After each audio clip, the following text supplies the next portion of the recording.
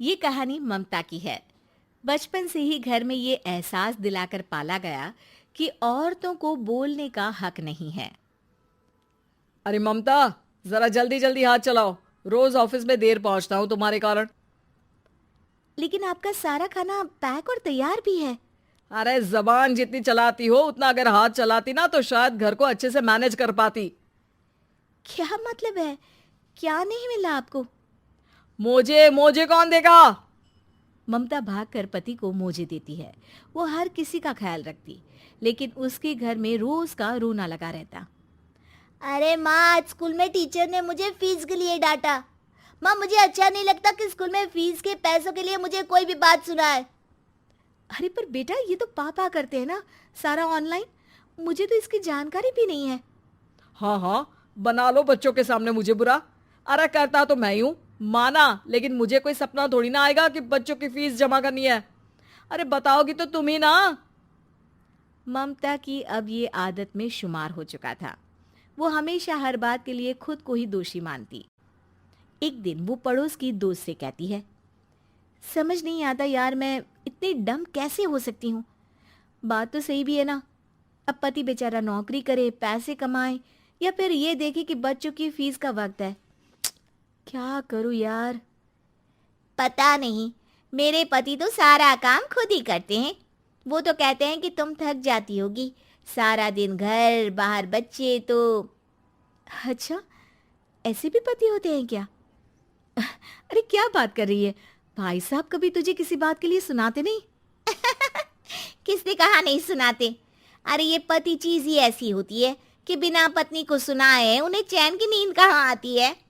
तो तू भी परेशान रहती होगी कि कैसे, क्या, कब भूल गई। अरे वो तो मुझे बस इस बात के लिए ताना देते हैं कि मैं वक्त पर खाना क्यों नहीं खाती या पार्लर जाकर अपनी साज सज्जा क्यों नहीं करवाती। पड़ोसन बोल ही रही होती है कि ममता के बेटे की आवाज आती है। अरे माँ, क्या हो गया? लग नहीं रहा कि आज आप मुझे पानी भी देगी। अरे कब से खाने के लिए वेट कर रहा हूँ। अरे यार, मैं चलती हूँ। बेटा खाने के लिए वेट कर रहा है, मैंने उसे खाना भी नहीं दिया। अरे 12वीं में पहुंच चुका है तुम्हारा बेटा, उसे बोलो खुद पानी लिया करे। मैंने तो अपने बच्चों को काम करना सिखाया है। अरे यार, खुद की भी तो कोई लाइफ है। माना जब नहीं कर सकते थे तो किया, लेकिन अब इतने बड़े बच्चों की हर बात मानेंगे तो मुश्किल तो अपने को ही होगी। ममता को पड़ोसन की बात में दम तो लगता है, लेकिन करे क्या, आदत भी तो खुद ही ने डाली थी। ममता घर जाती है कि तभी बेटी आ जाती है। माँ, परसों मुझे एक शादी में जाना है। तेरी वो जो लाल वाली साड़ी है ना, उसे दे देना। मैं आज जाकर टेलर को दे दूंगी, वो उस साड़ी से सूट बना देगा। अरे नहीं नहीं तारा, वो मेरी माँ ने मुझे दी थी और उस साड़ी से मेरी काफ़ी भावनाएं जुड़ी हैं। तुमको ना मैं दूसरी साड़ी दे दूंगी। ओके, कोई बात नहीं, लेकिन आज दे ही देना पक्का। तारा माँ की साड़ी से सूट बनवाकर पार्टी में जाती है, लेकिन जब वो पार्टी से लौटती है, क्या है, मैं तो समझ ही नहीं पा रही हूँ। अरे जब वो साड़ी मांगी थी तो ये छल्ली सी साड़ी क्यों दे दी? मैं ही पागल थी जो इस साड़ी का सूट बनवा लिया मैंने। माँ, जानती भी हो कि कॉलेज में मेरी कितनी हंसी उड़ी।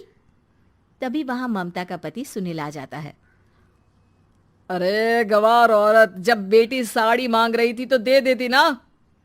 अरे पापा, इनके तो इमोशंस जुड़े थे उस साड़ी से। ममता इतने सब के बाद भी कुछ नहीं बोलती। मेरी बेटी की बेइज्जती हो गई। मैं बिल्कुल बर्दाश्त नहीं कर सकता ये। मैं नहीं चाहता कि मेरी बेटी से कोई भी ज्यादा सुंदर लगे पूरे कॉलेज में। जी, वो पढ़ने में तारा बिल्कुल अच्छी नहीं है, उसकी पढ़ाई पर आप ध्यान दीजिए ना। अच्छा, अब तुम मुझे बताओगी कि मुझे किस पर ध्यान देना और किस पर नहीं। रमेश जैसा ही ये वाक्य पूरा करता है, ममता की बेटी और पति उस पर जोर जोर से हंसते हैं। अरे ठीक है ना, पता ही नहीं चला कि कैसे वक्त इतना बीत गया। अरे कैसे पता चलेगा माँ, हम लोगों के पीछे जो तू बैताल की तरह चिपकी रहती थी, तुझे कैसे वक्त का पता चलता?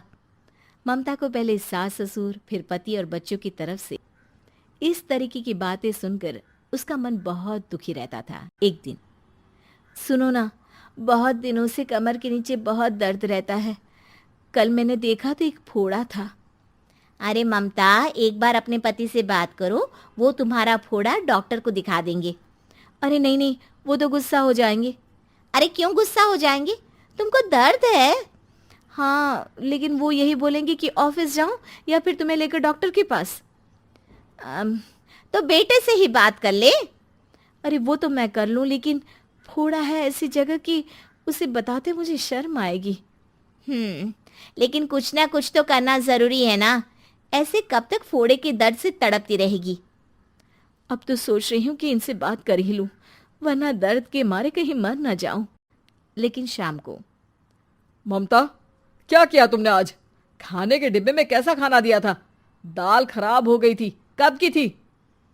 दाल तो मैंने सुबह ही बनाई थी, खराब कैसे हो गई? अच्छा सुनिए ना, मुझे कहना है कि अरे गरम दाल बंद करोगी तो ऐसा ही होगा ना। बेइज्जती हो गई सबके सामने मेरी। ऑफिस वालों ने ऐसा मजाक उड़ाया कि क्या बोलूं। कल से ठीक से खाना देना है तो देना, वरना खाना देना बंद कर देना। बाहर खा लूंगा मैं। ममता, जो पति से अपनी परेशानी बताने वाली थी, वो अब ये सोचने लगती है कि कल से पति को खाने में क्या दे। अगले दिन ममता थकी थकी सी हालत में, आप लोगों के लिए नाश्ता बना दिया है, खाना बनाने की हिम्मत नहीं है आज तो। रात भर सोकर थक गई है ना, इसीलिए तो खाना नहीं बना सकती।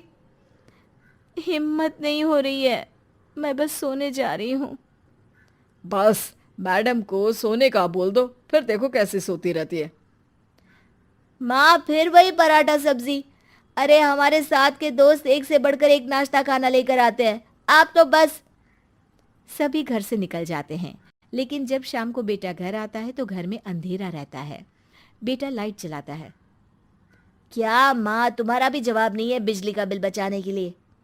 वो बोल ही रहा होता है कि सामने माँ जमीन पर लेटी मिलती है। वो उसके पास जाता है। अरे माँ, क्या हो गया माँ? तभी वहां पड़ोसन आती है। अरे बेटा, तुम्हारी माँ के पैर के पास एक फोड़ा है, जिसके कारण ये लगातार कमजोर होती जा रही थी। मैंने उसे पहले ही कहा था कि घर में बता दो, लेकिन तुम्हारी माँ किसी को तंग करना नहीं चाहती थी। तभी वहां डॉक्टर आ जाता है। अरे इनके ऑर्गन में दिक्कत है, कोई बात है जो इनके मन में खटक रही है। अरे नहीं नहीं, इसके मन में कोई बात नहीं है, कोई काम है नहीं ना इसके पास, सारा दिन बस घर में ही रहती है। देखिए, मैं तो ये नहीं जानता, लेकिन हाँ, इनके मन में हमेशा कोई बात रह जाती होगी, इसीलिए उनकी ये हालत है।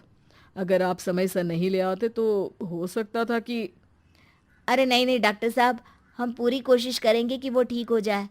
हम लोगों ने अपनी ही परेशानी माँ के सामने रखी, लेकिन किसी ने माँ की दिक्कत को जानने की कोशिश तक नहीं की।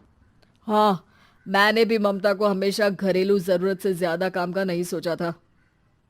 ममता को होश आता है और वो खुद को अपने बेडरूम में देखती है। वो उठने की कोशिश करती है कि माँ, अब आप नहीं उठेंगी। हम लोग है ना, हम लोग आपको पूरी तरह से खुश रखने की कोशिश करेंगे।